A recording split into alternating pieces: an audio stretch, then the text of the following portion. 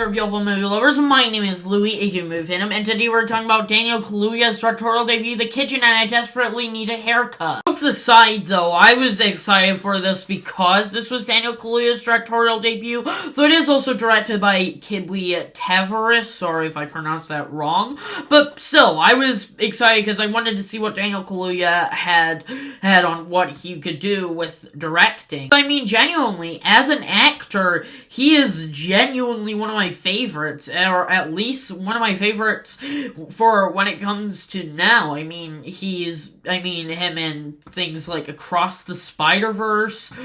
He's worked with Jordan Peele before with Get Out and Nope.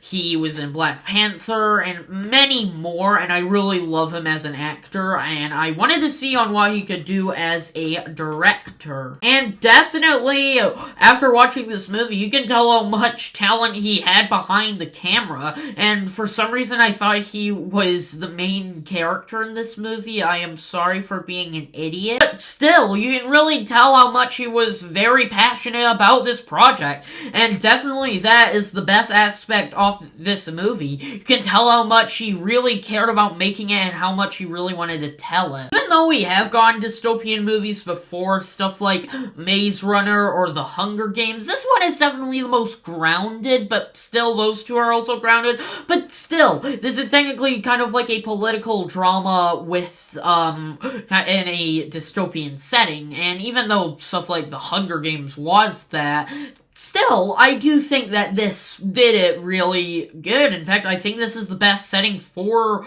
a dystopian movie like this. And even though we don't really see much of this world, I actually do like it for the most part anyways. I think it was very well executed, and a lot of the ideas they had were pretty smart and clever. And the way it looks is visually stunning. Visually, this movie is pretty great, and while not the best cinematography of the year, that will definitely not be the best, but still, this is already a visually stunning movie. I really love the way it looked. It looked beautiful a lot of the time, and I thought it was very well done. The camera work for semi-like action scenes, well, not really action scenes, but thrilling scenes, like that I thought were excellently shot. It brought up the horrifyingness off the situation, and a lot of the times with the beautiful shots also, and instead of just and with it also making it thrilling, it also makes it kind of sad at times. But you get sad if you care about the characters, and for me anyways,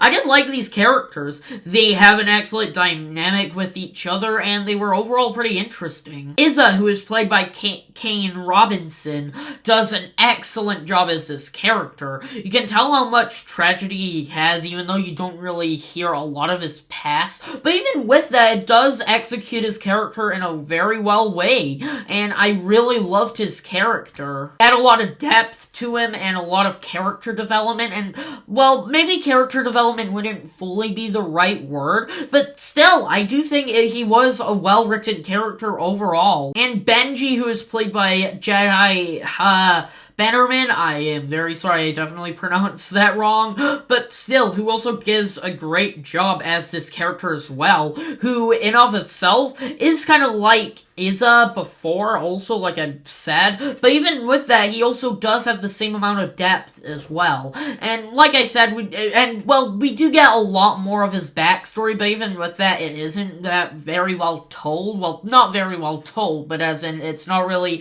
told a lot, or even just, we don't really get a lot of their backstories in here, but even with that, it does make you feel about the characters, or at least it did for me. As well as the sound design in here was also really good.